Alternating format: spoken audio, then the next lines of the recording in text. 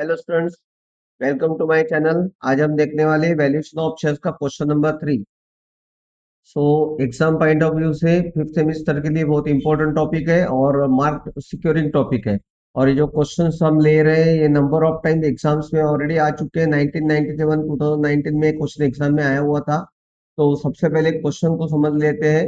हमें balance sheet दी गई है। बैलेंस शीट में share capital 20,000 shares of 20 each। तो इस क्वेश्चन में देखिए, आपको ऑलरेडी नंबर ऑफ शेयर्स निकाल के दिए हैं। तो कोई टेंशन की बात नहीं है। 4 लाख नहीं दिए रहते तब भी हम निकाल सकते थे।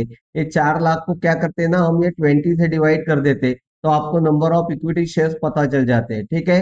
रिजर्व, रिजर्व मैंने आपको बता चुका हूँ, ये इंटरनल लाइबिलिटी होती है। जो एक्स्ट्रा प्रॉफिट होता है, that extra profit is transfer to company to reserve. अपने बुरे समय के लिए कंपनी ये पैसे बचा के रखती है।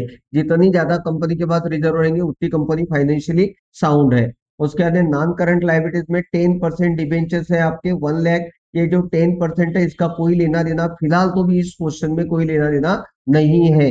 ठीक है। 10% डिबेंचर मतलब ये लॉन्ग टर्म का बोरोइंग है आपका 1 लाख का। और ये 1,30,000। तो इसकी ये टोटल है 7 लाख। तो लाइबिलिटी साइड में मुझे समझ में आ रहा है कि हमारे पास आउटसाइडर लाइबिलिटी जो है, एक्सटर्नल लाइबिलिटी मात्र दो है। एक है 10% डिबेंचर, दूसरा है करंट लाइबिलिटी। ठीक है। और असेट साइड में एक है हमारे पास फिक्स असेट इंक्लूडिंग गुडविल दिया है। और करंट असेट है 1,40,000, दैट इज इसके दोनों का जो टोटल करके देखेंगे तो 7 लाख है। On 31st March 2000 the fix asset and current asset were valued at 5,10,000 and 1,60,000 respectively. तो बोलता है कि फिक्स असेट का जो वैल्यू है और करंट असेट का वैल्यू है वो कितना है ये नहीं लेना है आपको। ये जो बैलेंस शीट में दिया है वो नहीं देना होता। जो एडिशनल इंफॉर्मेशन में दिया होता है वो लेना होता है। तो जब हम असेट को कैलकुलेट करेंगे ना तो हम यहाँ लेंगे 5,10,000 और 1,60,000 लेंगे। Goodwill of the company is to be assessed 3 times on the basis of the average profit of last year. अब इस क्वेश्चन में देखो, थोड़ा क्वेश्चन को एक्सपांड कर दिया, बढ़ा दिया, थोड़ा कॉम्प्लिकेटेड कर दिया। मतलब यहाँ आपको पहले गुडविल कैलकुलेट करनी पड़ेगी। ठीक है। Goodwill of the company is to be assessed 3 times on the basis of average profit of last 5 year. और ये 5 साल का आपको प्रॉफिट यहाँ पे दिया है। तो इस क्वेश्चन में अब क्या करना होगा ना, वो बोला है कि असेट वैल्यूएशन मेथड, कौन सी value method, asset valuation method से कैलकुलेशन करना है। मतलब ये नेट असेट मेथड है। ठीक है। तो यहाँ पे ना इस क्वेश्चन में सबसे पहला आपको गुडविल कैलकुलेट करना पड़ेगा। गुडविल कैसे कैलकुलेट करना है? 3 times on the basis of average profit of last 5 year. मतलब पिछले 5 साल का पहले एवरेज प्रॉफिट निकालना पड़ेगा और उसके बाद में उसको 3 times करना पड़ेगा।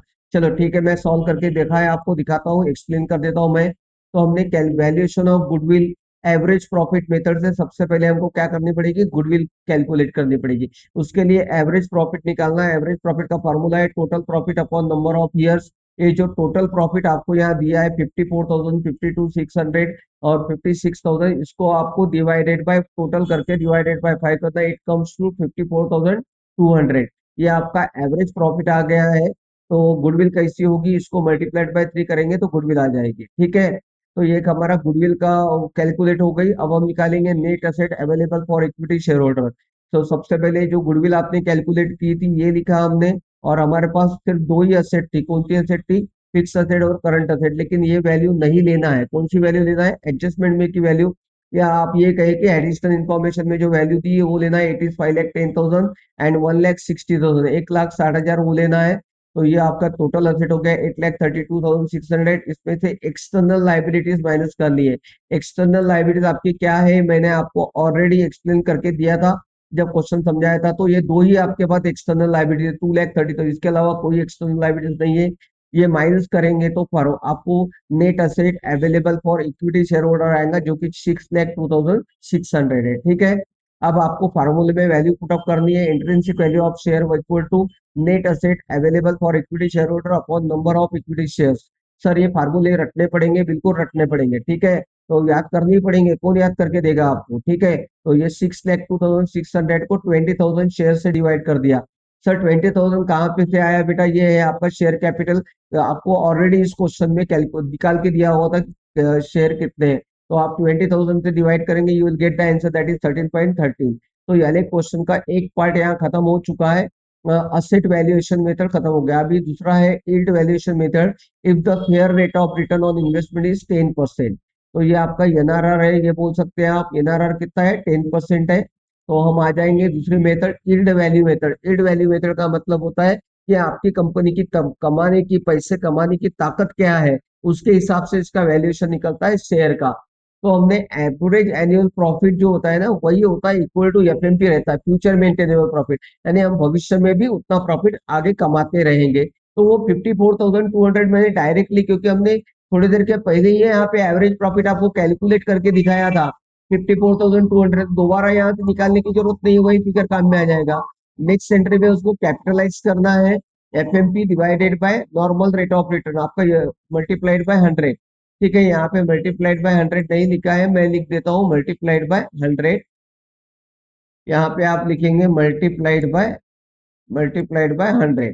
ठीक है, यहाँ पे मल्टीप्लाइड बाय 100 कर दिया। एफएमपी कितना था आपका? 54,200 था।